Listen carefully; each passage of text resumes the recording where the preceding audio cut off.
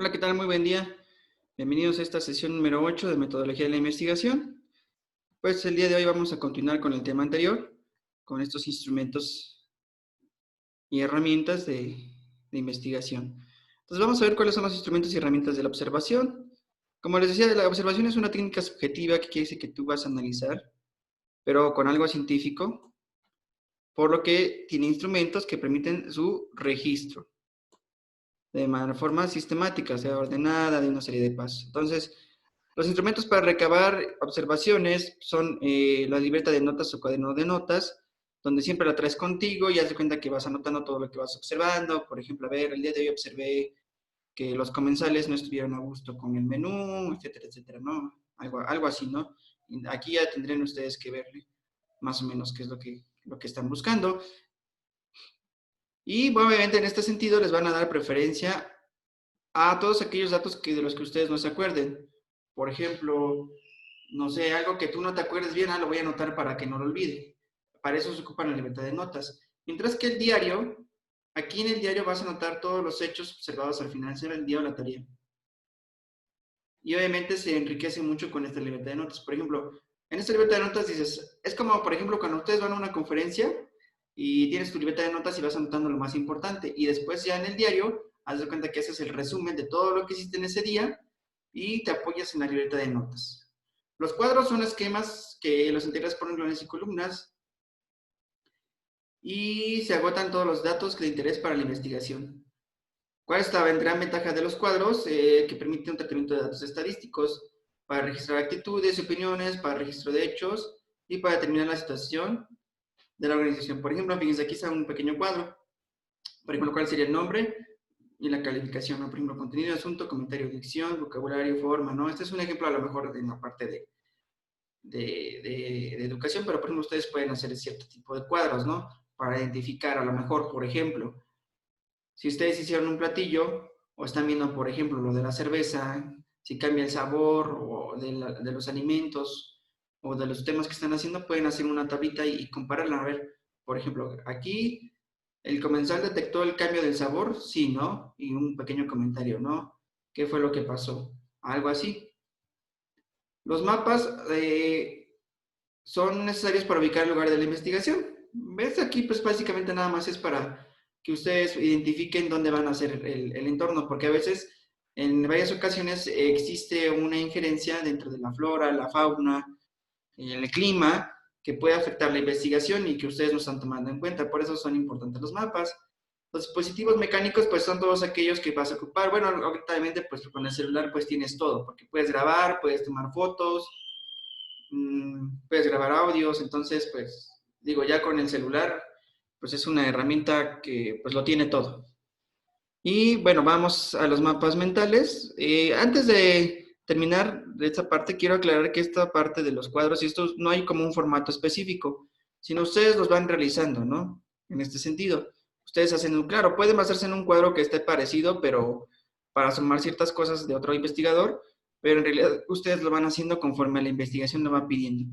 El mapa mental, pues es para ordenar la información y te permite ver el problema con mayor claridad. Por ejemplo, cuando tú haces un mapa mental, pues organizas toda la información y esto te puede servir para ver lo de tu tema, ¿no? Por ejemplo, a ver, voy a hacer un mapa mental de los tipos de cervezas o los tipos de vinos, ¿no?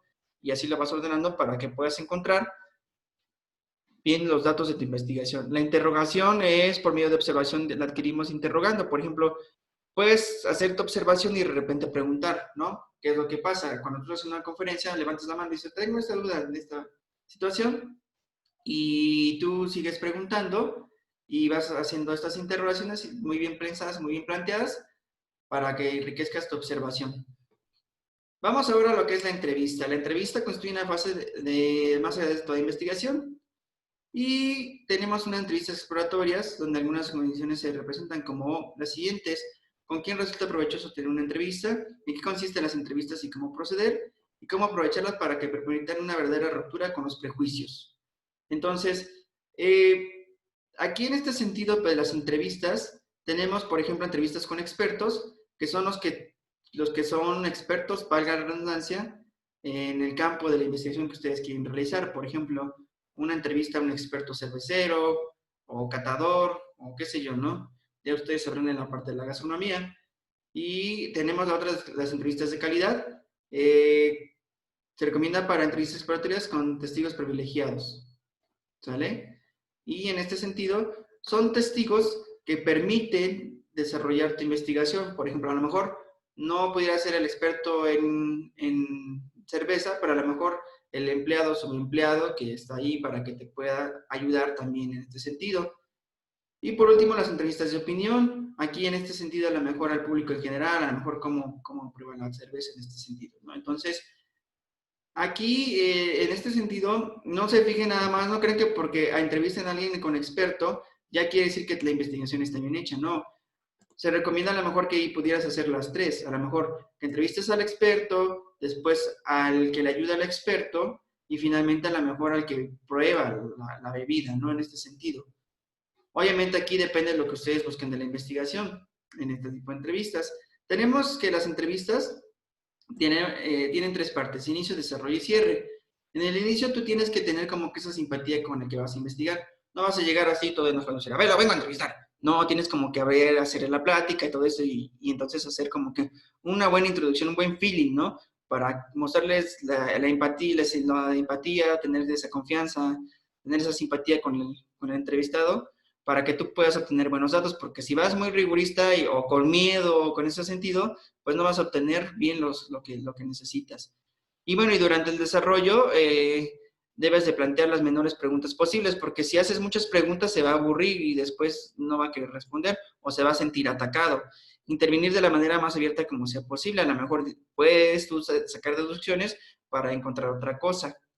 Abstenerse de intervenir uno mismo en el contenido. ¿Qué quiere decir? Que no nada más, hay veces que el entrevistado no quiere contestar mucho, ¿no? Entonces tú tienes que como que buscar, sacar las palabras. Pero en ese sentido tampoco abusar tanto porque entonces se pierde el objetivo de la investigación. Y es muy importante vigilar que la entrevista se realice en un ambiente y contexto adecuado. Por ejemplo, cuando yo hice mis entrevistas a los maestros, traté de hacerlas en horarios que no estuvieran en clases o que no estuvieran los niños, porque yo estaba entrevistando y el griterío y de repente el maestro, ¡eh, niño! ¡Bájate de ahí! ¿no? Entonces se distrae el entrevistado y pierdes el objetivo, ¿no? Y algo muy importantísimo, pues grabar las entrevistas, ¿no? Para que tú después puedas recabar esa información y la puedas hacer en tablas de Excel, lo que tú necesites. Y el final debe ser breve con la posibilidad de dejar la puerta abierta para cualquier aclaración o entrevistas futuras, ¿no? Entonces, este es el sentido de la entrevista para que ustedes lo tomen en cuenta.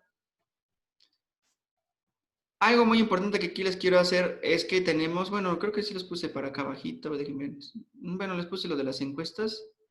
Ajá. Bueno, hay diferentes tipos de entrevistas. Tenemos, aparte de estas entrevistas con expertos y de calidad, tenemos entrevistas estructuradas o semiestructuradas. Yo les aconsejo una entrevista semiestructurada, que en este sentido es que ustedes hacen las preguntas. Se recomienda que por lo menos 5 preguntas nada más y que hagas una prueba piloto antes. ¿Qué quiere decir? Que, por ejemplo, que esta entrevista la hagas a alguien, a una persona de tu confianza, para que tú detectes si hay alguna pregunta que no está bien hecha. O sea, no quieran de que, ya tengo mis 5 preguntas, voy a ir a investigar, porque a veces vas y preguntas y hasta se queda como que el entrevistado, este chavo no sabe, o realmente cuando le preguntas no obtuviste la información que querías. Entonces yo les aconsejo, o bueno, se recomienda siempre que hagas una entrevista piloto, y quiere decir una antes o 2 antes, y aquí tú ya sientas que está bien y que vas a obtener la información que tú necesitas, lo vas a desarrollar. ¿Por qué es mejor una entrevista semiestructurada que una estructurada? Porque la estructurada nada más pregunta los cuestionamientos que tú traes, mientras que en la semiestructurada tú puedes preguntar otras cosas, o como les decía aquí, vas tejiendo y te van surgiendo preguntas y otras dudas, y entonces al final enriqueces más tu objetivo de la investigación. Bueno, sigamos con el que sigue, es una guía para estudios de casos.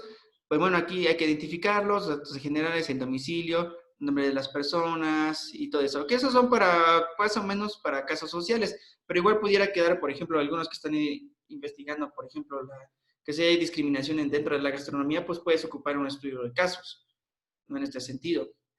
Y bueno, notar el parentesco, sexo, edad, y bueno, ya vas haciendo tu esto. Algo muy distinto a la entrevista, como les decía, ustedes van haciendo como que preguntas y vas haciendo como que tejiendo. La encuesta es distinta porque la encuesta es un cuestionario Exactamente, de interrogación y debemos elaborar preguntas, tanto de redactarlas y colocarlas en su cuestionario. ¿Qué quiere decir? Que, por ejemplo, que aquí son preguntas, puedes colocar preguntas abiertas, pero que en este caso, por ejemplo, que son, bueno, que son preguntas, tenemos diferentes tipos de preguntas, por ejemplo, las preguntas directas, aquí dice cuál es tu edad, por ejemplo, cuántos años tienes, ¿no? Te contestan fácilmente, cuál es su sexo, ¿no? Y así. Tenemos las preguntas cerradas, donde dice, ¿cuál de las siguientes opciones refleja mejor su opinión sobre el aumento del IVA? Y ya lo vas poniendo. Preguntas semicerradas, ¿qué opinión de la política económica del gobierno? Que pones dos opciones y aparte el por qué. O finalmente las preguntas abiertas, ¿no? En este sentido, ya aquí depende de ustedes qué es lo que quieran obtener de la investigación. Yo les aconsejo no poner tantas preguntas abiertas porque el encuestador, bueno, el encuestado, perdón, se va a aburrir. Entonces, les recomiendo a lo mejor poner algunas un poquito de todo, por ejemplo, algunas cerradas, otras semicerradas y finalmente una abierta, dos, tres abiertas, para que puedan encontrar bien lo que necesitan. Y como les decía, no deben de tener más de 30 preguntas para que la gente no se canse o se niegue a responder. Decir, no, son 50, no, son un montón. De hecho, yo les aconsejaría unas 20 por mucho, 15, 20 preguntas o hasta 10. También porque, digo, si están bien planteadas y objetivas, pues con 10 son suficientes, pero sí les aconsejo que no hagan tantas preguntas. Cuando ya ustedes se vayan a invertirse bien en la investigación. Y bueno, en caso de cuestionarios aplicados en campo, se recomienda un máximo de 10. Como les decía, como ustedes van a hacer como que situaciones de campo, como van a experimentar, es lo que les decía, en un máximo de 10.